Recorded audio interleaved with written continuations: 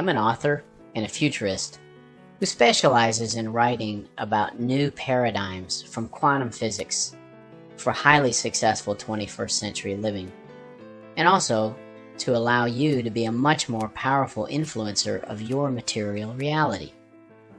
Today I'll be reading 3 brief essays, all on the topic of what effect you can have on other people and things as a deliberate creator of your material reality.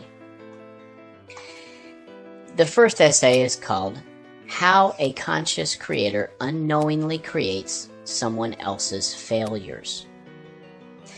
As a conscious creator, how influential can you be? Can you make someone else successful? Conversely, can you make someone fail? Well, no. And yes. Each person is her own unique time-space event. Her distinct body serves as a vessel for her consciousness, just as yours does for you. She decides what her beliefs are about herself and what her state of being is. She creates her own reality, her own universe, just as you do for yourself. But it's also true that there is no such thing as a detached observer.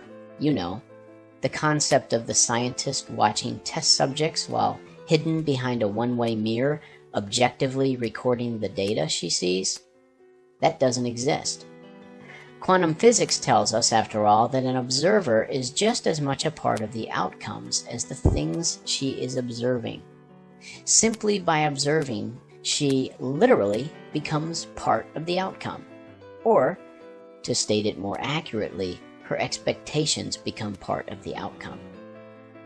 And when it comes to other people, while we can't necessarily change them like painting a room a new color, we can change our perceptions and experiences of them. We can see a different person in our individual universe, which is a quantum physics concept. So be careful of the stories you tell about others, especially the important people in your life. Those stories create your beliefs about them.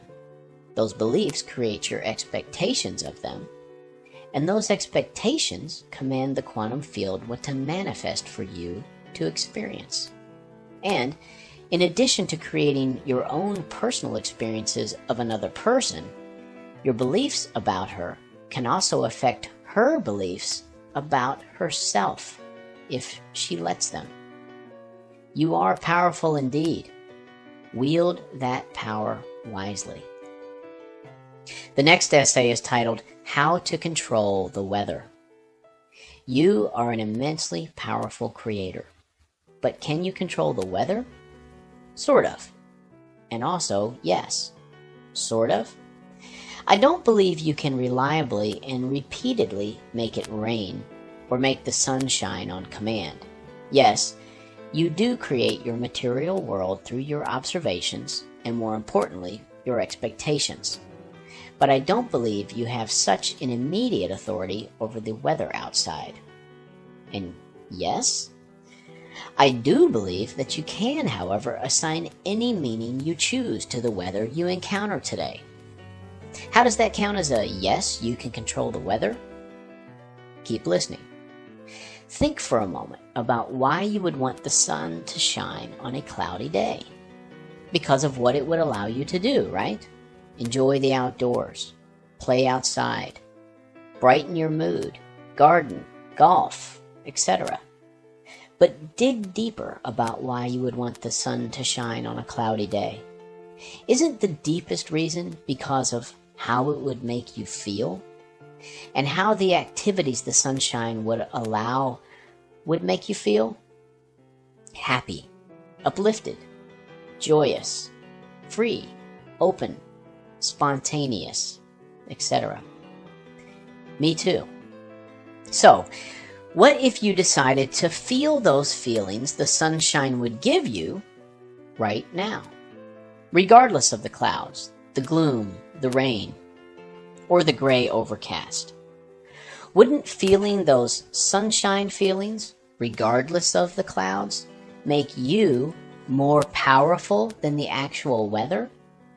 Wouldn't that remove the power the current weather holds over your state of being? Wouldn't that decision in actual practice make you the master of the weather, wrestling back control over your state of being? So in this way, isn't it true to say that you are, in fact, capable of creating your own personal weather? So yes, you can control the weather. And with practice, you'll find that adopting the practice of creating your own personal sunshine in this manner also prompts the actual sun to shine through the clouds, just for you. The universe listens and responds to your feelings and the beliefs which drive them. And the last essay today is titled, How to Avoid a Common and Potentially Deadly Spiritual Poison. What pushes your buttons? What makes you angry? Me?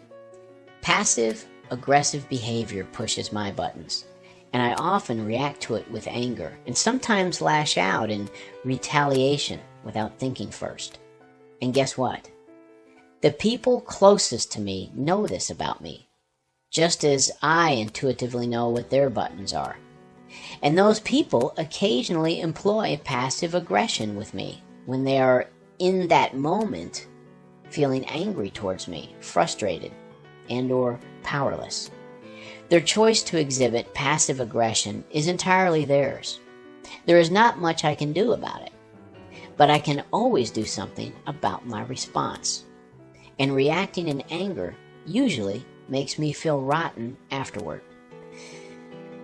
So why, knowing that passive aggression is not okay for someone to use against me, and knowing that I am quote-unquote justified in my anger towards it, would I tell new, better feeling stories about it? Because I don't want to feel rotten. And I am, after all, the only one in control of how I feel, unless I want to surrender that power to someone else. Feeling rotten does not align me with my desires, and acting in anger towards someone does not create a personal, pleasing, physical reality for me. When someone pushes my buttons, I can choose to tell a new, better feeling story about it. I can remember that the button pusher is, at that moment, not in a good place.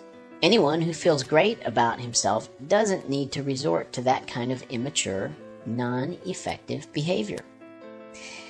I can remember that the scenario where my buttons get pushed by a loved one or acquaintance is, after all, a well-rehearsed dance. The button pusher and I know the choreography by heart, and I am just as responsible for the habitual nature of this dance, which has been formed through loads of practice between us.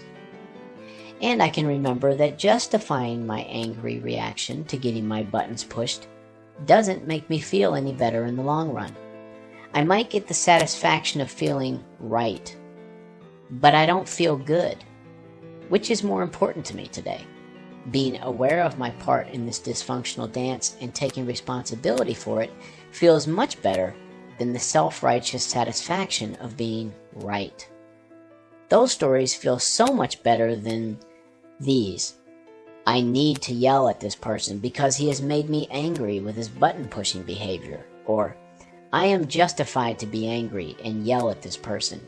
He deserves it, damn it. Or, I will punish this button pusher. He will not get away with this behavior. Knowing that it takes two willing people to dance a familiar dance of button-pushing anger response, I can choose to stop my part in it and blow out the flame of the conflict. I can do that by telling myself better feeling, believable stories like the ones I described previously. And that feels much better, is a more self-actualized response, and aligns me with my desired outcomes. Not to mention the fact that with enough practice at telling these new, better feeling, believable stories, I build new beliefs for myself. And with these new beliefs, over time, I find myself reacting with anger towards button-pushing behavior less and less. Pretty soon, I have fewer buttons to push. And that's a wonderful state of being. Getting angry at people, especially people I know and love, just doesn't feel good, nor does it serve me, no matter how profoundly I can justify it. In fact, justified anger is, in my experience, one of the worst spiritual poisons I can drink. If you've enjoyed these essays, make sure that you visit my website, www.whyquantumphysicists.com, and there you'll find a wealth of information regarding how you too can use new paradigms from quantum physics to become a much more powerful influencer of your material experiences and your material reality, and also align your life with your dreams and desires.